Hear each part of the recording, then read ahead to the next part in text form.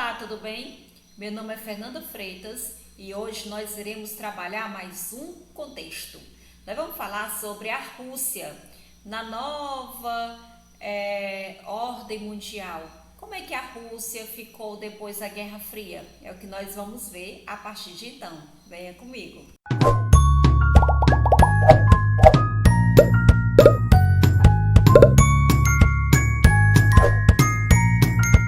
Bem, Rússia na nova ordem geopolítica.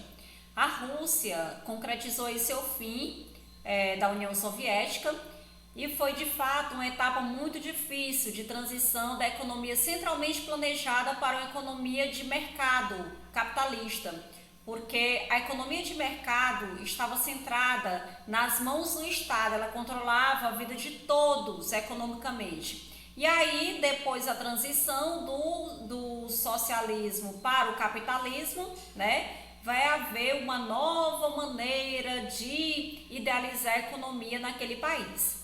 Houve colapso no ano de 1991, uma vez que no ano de 1889 cai o Muro de Berlim. No ano de 1990, as repúblicas socialistas soviéticas tornarão autônomas, ou seja, independentes.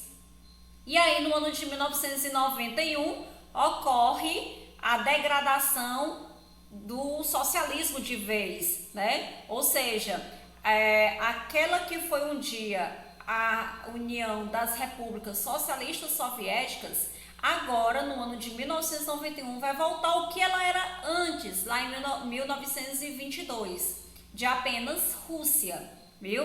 Ela perdeu aí cerca de 1/3 do território e metade da população que formava o Império Soviético. Muitas pessoas saíram da União Soviética em direção aos países da Europa, em busca de lugares melhores para poder viver, certo?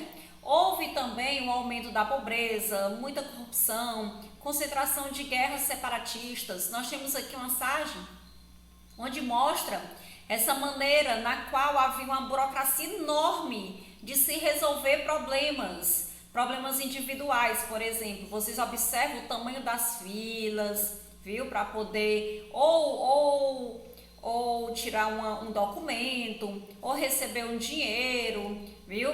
Sempre tinha algo faltando, a pessoa tinha que ir e voltar várias vezes, porque apenas uma vez não dava certo para resolver seus problemas. E aí o Estado estava assim, né? Muito dificultoso depois do fim da União Soviética, certo? Nós temos aqui uma outra imagem onde mostra, cadê aquele ideal socialismo que havia sobre a igualdade social? Observe um mendigo aqui, olha, e os soldados, pessoas lá na Rússia, né, passando por ela, e que de fato não havia, era na verdade uma utopia, né, um sonho não realizado, certo? Mas aí, no final do século, ou melhor dizendo, no final da década de 90, precisamente no ano de 1998, a Rússia se integra ao G8, formada aí pelos países dos Estados Unidos, Japão, Alemanha, França, Reino Unido, Itália e Canadá. Os motivos para que a Rússia faça parte desse grupo é por conta dela ter uma potência muito grande em relação ao arsenal bélico.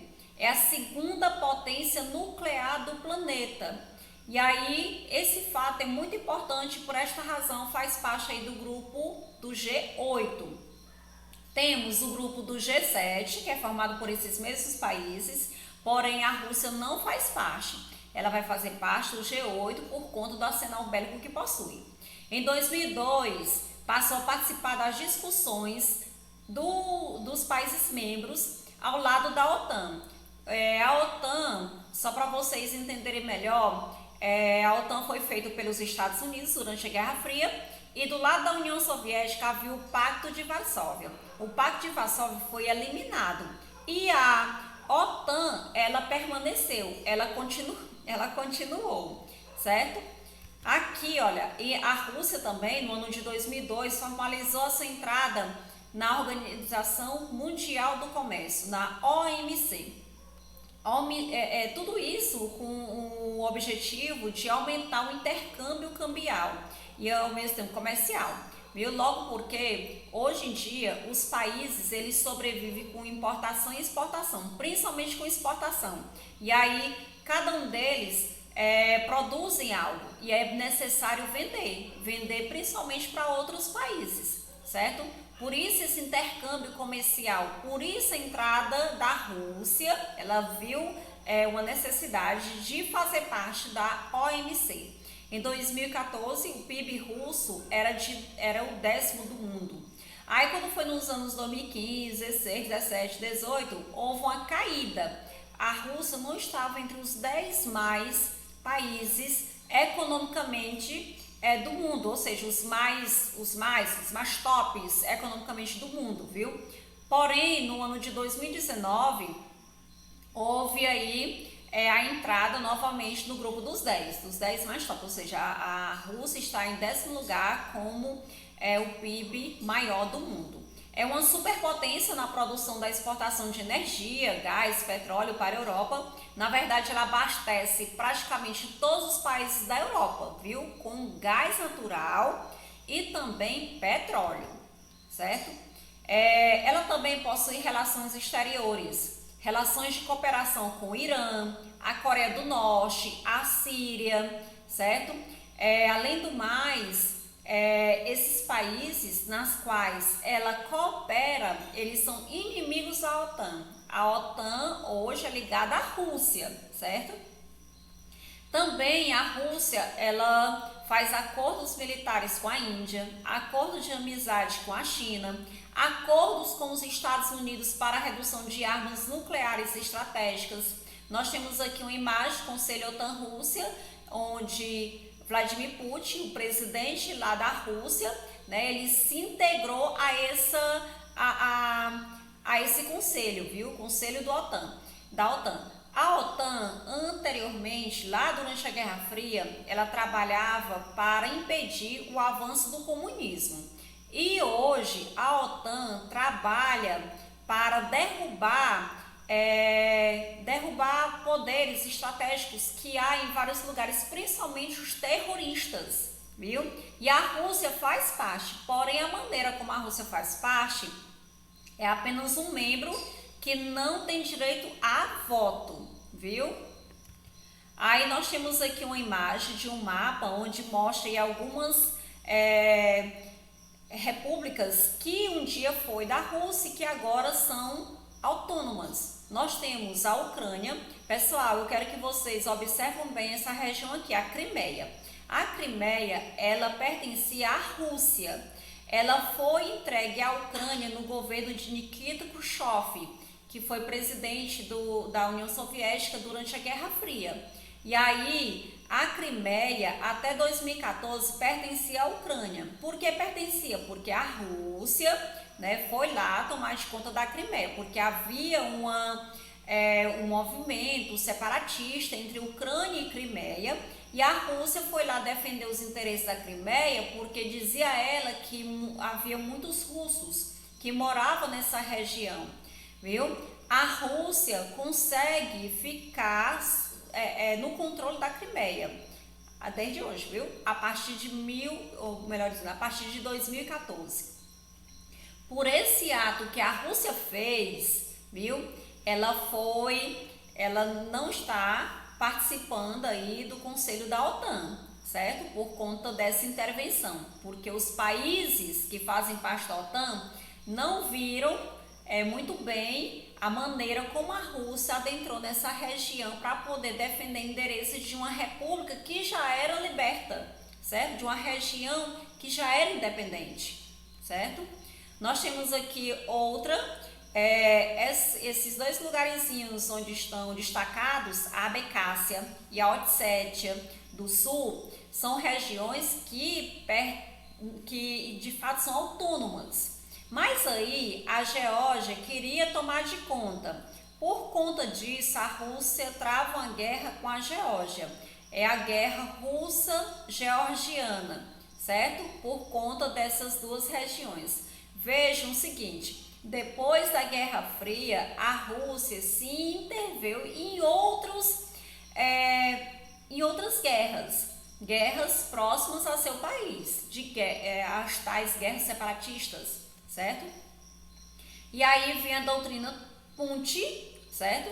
A doutrina Punti, cuja área de atuação dela define a influência do Ocidente e recupera a influência do extinto Império Soviético. Na verdade, é uma imparcial entre essa maneira como ele está concentrando o seu poder para poder a OTAN não resolver assuntos dentro do país. É tipo uma intervenção, uma barreira, né, de proteção daqueles países que hoje são independentes e que um dia pertenceu à União Soviética e que o Putin deseja, né, de uma certa forma controlá-las, ok? Nós temos aqui também uma imagem da guerra civil na Síria, né, um homem com um canhão de guerra. A guerra na Síria, ela foi causada por conta de povos que não desejam mais ser guiados por governos autoritários. É uma espécie de primavera árabe, onde as pessoas vão lutar por os seus ideais para poder derrubar governos autoritários. O governo autoritário da Síria é Bashar al-Assad, que tem apoio da Rússia. A Rússia apoia Bashar al-Assad, certo? Os Estados Unidos não gostam do governo da Síria, viu? É um rebate aí danado. Por conta dessa guerra, muitas pessoas, moradores da Síria, se refugiaram na Europa, fugindo das guerras, né? Fugindo de desemprego, de uma série de outras coisas que a guerra causa, como vocês já sabem. E aí, lá também havia o Estado Islâmico. O Estado Islâmico é um grupo terrorista que tomou de conta daquele lugar. Tanto o governo da Síria quanto os Estados Unidos, a Rússia, por exemplo, são contra esse grupo terrorista, certo? Hoje, nos dias atuais, esse grupo, ele diminuiu muito. Ele foi assim, diante de tantas guerras, de tantas batalhas para poder derrubar o Estado Islâmico, eles, de uma certa forma, entre aspas, conseguiram derrubá-lo, certo? E aí tem aquela coisa, Rússia, né, que nós já falamos, tem acordos com a Síria, e aí termina os Estados Unidos não tendo esse acordo com a Síria, né? Que de fato ainda tem essa rixa, causando essa rixa aí com a Rússia. A Rússia, lá dentro da Síria, ela possui uma base naval em Tartus, na Síria. Ela também possui uma base aérea também lá na Síria, viu? Uma consonância entre os dois governos, certo? Os russos ajudam a Síria em determinadas coisas e eles ajudam a Rússia a ficar mais forte, né? Fazendo aí, ou melhor dizendo, doando terras para que ela possa construir bases, né? Bases naval ou bases aéreas. Outra coisa também da Rússia foi na intervenção da Ucrânia. A intervenção na Ucrânia, que nós já falamos sobre a região da Crimeia, que foi anexada pela Rússia, certo? Gente, a Rússia, ela tinha uma grande consonância com a Ucrânia. Por quê? Porque a Ucrânia, como vocês observam, é uma barreira de se chegar até a Europa. É por aqui que os russos levam seus canos de gás natural, viu, em direção à Europa, onde ela abastece. E aí, os ucranianos, eles estão em conflito com a Rússia por conta desses motivos da Rússia se intrometer em assuntos alheios, assuntos dela. E aí termina ocasionando conflitos entre esses dois países, certo? Ucrânia com Rússia por conta, primeiro, da Crimeia e depois também por conta da Moldávia, que nós vamos já falar.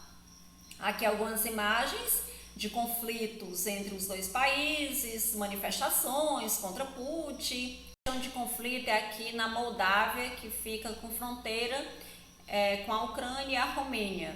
Pessoal, essa região moldava ela foi criada no ano de 1940 pela União Soviética.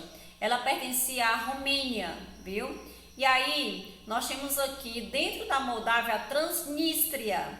A Transnistria, ela tornou-se independente no ano de 1990 por conta própria, antes mesmo da Moldávia tornar-se independente da União Soviética. Sendo assim, ocorre uma guerra entre Transnistria e a Moldávia. A Moldávia que não queria, né, libertar aí a Transnistria. E aí disso ocorre a intervenção da Rússia nesse contexto. Os povos aqui de Transnistria, eles desejam também, assim como a Crimeia, serem governados pela Rússia e não por esses países como a Ucrânia ou como a Moldávia, certo? E nessa guerra, viu? Nessa guerra que ocorreu aí, de fato a Transnistria foi procurar outros meios. Ela fez um plebiscito, nesse plebiscito a maioria da população desejou ficar do lado da Rússia, mas isso ainda não foi permitido, viu?